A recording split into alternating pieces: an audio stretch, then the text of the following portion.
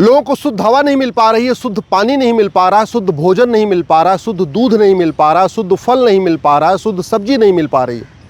इसका मूल कारण है जनसंख्या विस्फोट। और भारत का संविधान कहता है कि जनसंख्या नियंत्रण कानून बनाना ये केंद्र सरकार का भी दायित्व है, राज्य सरकार का भी दायित्व है। भारत की 50% समस्याओं का मूल कारण है जनसंख्या विस्फोट।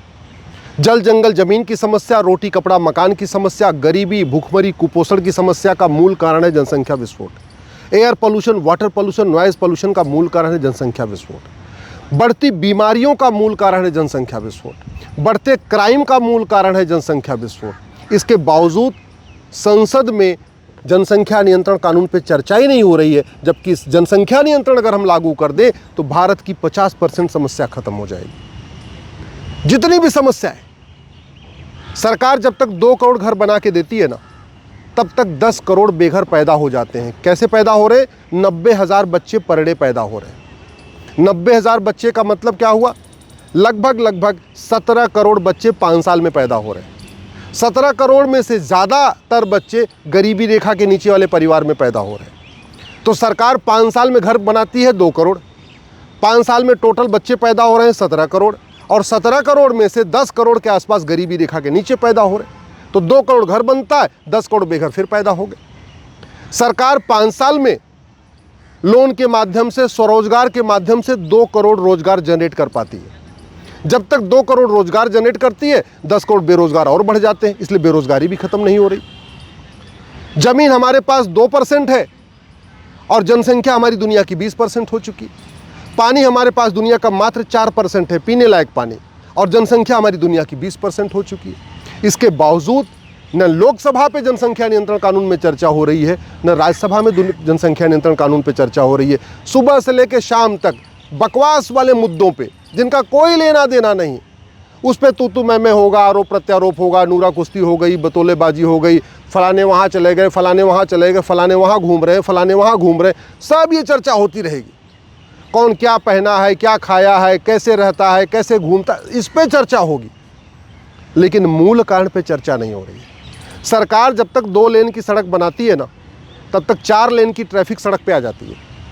तो जो ट्रैफिक जाम की समस्या एज इट इज़ है भारत की, अगर आप ध्यान से देखिए ना, समस्याओं की रूट काज एनालिसिस करिए, तो भारत की 80% समस्याओं का रूट काज 2 ही है: करप्शन, पॉपुलेशन एक्सप्लोजन। दुर्भाग्यवश न करप्शन को ख़त्म करने पे चर्चा हो रही है, न पॉपुलेशन एक्सप्लोजन पे चर्चा हो रही है। अगर चीन के साथ, जब चीन ने हम दो हमारे दो लागू किया था, अगर भारत ने भी किया होता तो हमारी जनसंख्या आज की डेट में 90 करोड़ होती। आज की डेट में जबकि हो कितनी गई? लगभग 150 करोड़, यानी 60 करोड़ लोग फालतू पैदा हो गए। अगर ये 60 करोड़ लोग फालतू पैदा नहीं होते और भारत की जनसंख्या 90 करोड़ होती, तो अब तक गरीबी रेखा के नीचे बहुत बाहर निकल चुके होते। और गरीबी बढ़ रही है, घट नहीं रही है। जब भारत की जनसंख्या 40 करोड़ थी तो मात्र 4 करोड़ लोग गरीबी रेखा के नीचे थे। अब भारत की जनसंख्या 150 करोड़ हो गई है और 83 करोड़ लोगों को मुफ्त में राशन देना पड़ रहा था। आप खुद भी सोच लीजिए, गरीबी बढ़ रही, गरीबी घट रही है।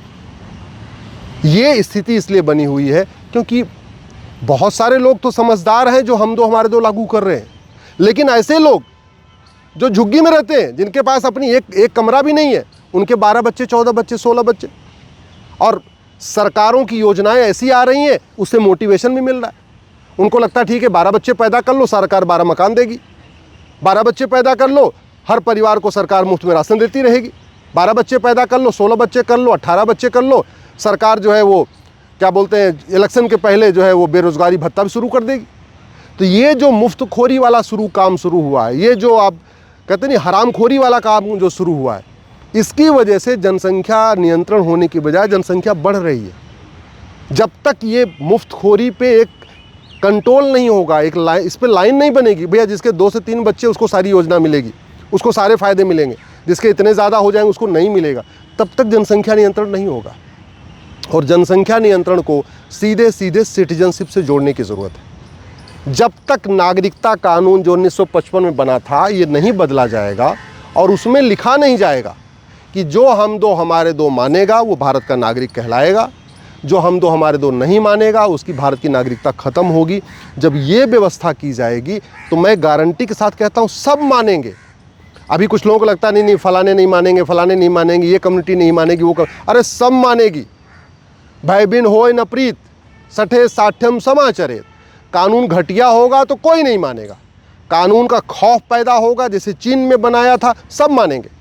चीन में जब हम दो हमारे दो लागू किया तो उन्होंने बहुत साफ साफ लिख दिया, जो हम दो हमारे दो नहीं मानेगा, न उसको बिजली का कनेक्शन मिलेगा, न पानी का कनेक्शन मिलेगा, न सरकारी नौकरी मिलेगी, न कोई सरकारी सहायता मिलेगी, न सरकारी स्कूल में एडमिशन मिलेगा, न सरकारी हॉस्पिटल में इलाज होगा, सारा बंद कर दिया। नतीजा क्या हुआ? सबने माना, वो किसी भी कम्युनिटी के थे, सबने माना। तो भारत में भी तब सब मानेंगे जब वैसा ही कानून होगा और सीधे सीधे सिटीजनशिप से लिंक होगा कि भैया 2 से ज़्यादा बच्चे पैदा हुए, न बिजली का कनेक्शन, न पानी का कनेक्शन, न सरकारी स्कूल, न सरकारी हॉस्पिटल, न आप बैंक में खाता, कुछ भी नहीं होगा। जब ऐसी व्यवस्था होगी न लोन मिलेगा, न वजीफ़ा मिलेगा, सब मानेंगे। और अगर हमने ऐसा नहीं किया ना तो अभी तो 83 करोड़ लोगों को राशन देना पड़ रहा है, 5-7 साल के बाद 100 करोड़ लोगों को राशन देना पड़ेगा मुफ्त में।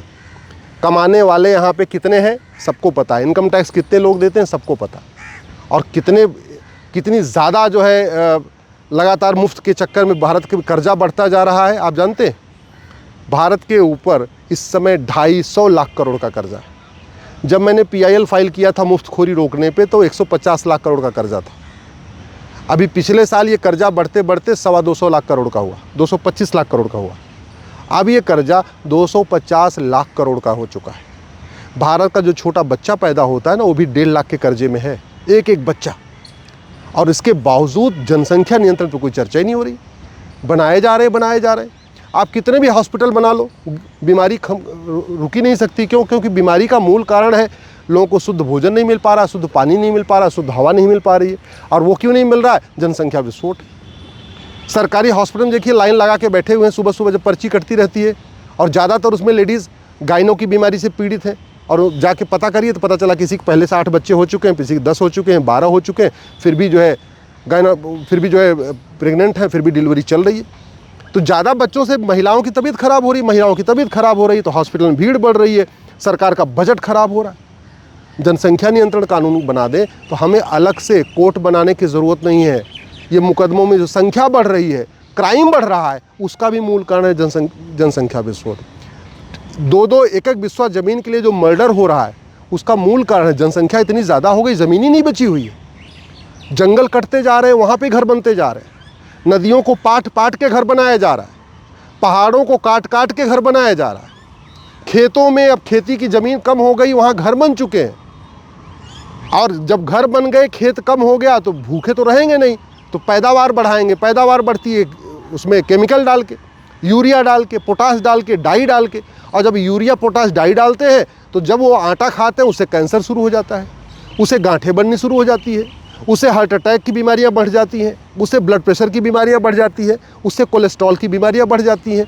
तो बीमारी जो बढ़ रही है, इसके पीछे भी इनडायरेक्टली जनसंख्या विस्फोट मूल कारण है। जनसंख्या विस्फोट हम रोक नहीं रहे, हम बीमारी रोकने की कोशिश कर रहे हैं। रुक ही नहीं सकती, मतलब ही नहीं है। क्योंकि जो बीमारी air pollution, water pollution, noise pollution के कारण हो रहा है, जो बीमारी लैंड पोल्यूशन के कारण हो रही है, उस बीमारी को आप टैबलेट खा लेंगे तो जो खाएगा चलो वो ठीक हो जाएगा, लेकिन बाकी लोग तो बीमार होते रहेंगे। क्योंकि जो गेहूं है उसमें कैंसर, उसमें तो कैंसर रखा, हम आटा जो रोटी खा रहे हैं उसमें तो हम कैंसर खा रहे हैं, हम फल खा रहे, दूध 70% मिलावटी, घी 70% मिलावटी, तेल जिससे हम सब्जी बनाते हैं वो भी लगभग 70% मिलावटी। जब कुछ शुद्ध मिलेगा ही नहीं तो अल्टीमेटली किसी को बचपन से बीमारी शुरू हो जाएगी, किसी को बड़े होने पे बीमारी शुरू हो जाएगी। अगर हम भारत को बचाना चाहते हैं, भारत की स्थिति को बचाना चाहते हैं, भारत की संसाधनों को बचाना चाहते हैं, तो सबसे पहले सरकार को हमारे दो कानून बनाना चाहिए। बाकी काम बाद में हो रहेंगे।